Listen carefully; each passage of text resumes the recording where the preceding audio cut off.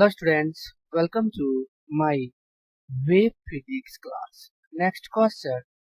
In a region, a steady and uniform electric and magnetic fields are present. These two fields are parallel to each other. A charged particle is released from rest in this region. The path of the particle will be A. Helix, B. A straight line, C. ellipse, D.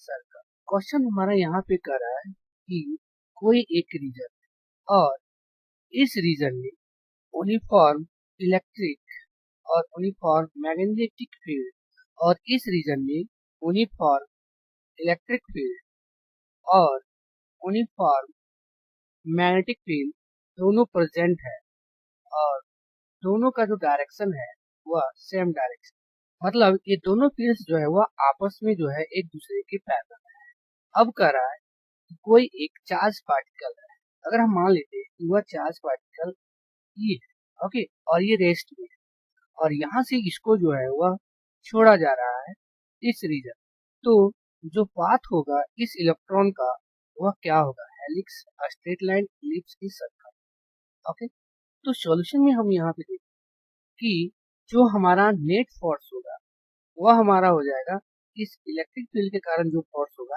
F equal to वह हो जाएगा Q into, और ये जो magnetic field है इसके कारण से जो फोर्स यहाँ पे होगा वह हो जाएगा Q V क्रॉस V।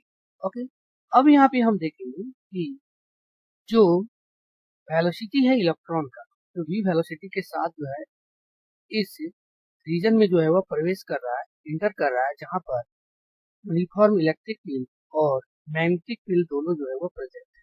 तो वेलोसिटी इस इलेक्ट्रॉन का और मैग्नेटिक फील्ड दोनों आपस में जो है वो पैरेलल में है और सेम ही डायरेक्शन में है।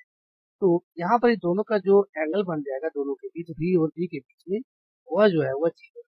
ओके, तो अगर हम इसको इस तरह से लिखेंगे Q into E plus Q, और ये हो जाएगा V साइन थीटा।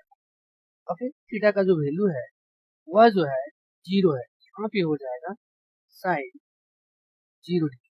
ओके, तो साइन 0 डिग्री का जो वैल्यू हो जाता है वह हो जाता है 0, यहाँ पे बच जाएगा Q इंटू E। तो इसका मतलब ये जो हमारा इलेक्ट्रॉन है, ओके, वह इलेक्ट्रॉन जो है वह नेट फोर्स सिर्फ इलेक्ट्रिक फील्ड के कारण ही होगा, और इलेक्ट्रिक फील्ड के कारण जब नेट फोर्स होगा इस इलेक्ट्रॉन पर, तो वह पार्टिकल्स जो है वह स्ट्रेट लाइन में जो है वह मूव करेगा। ओके, और जो स्ट्रेट लाइन में वह मूव करेगा तो यहाँ पर हमको देखना है कि ये एसिलेट भी करेगा। ओके, और ये एसिलेट जो करेगा विथ आउट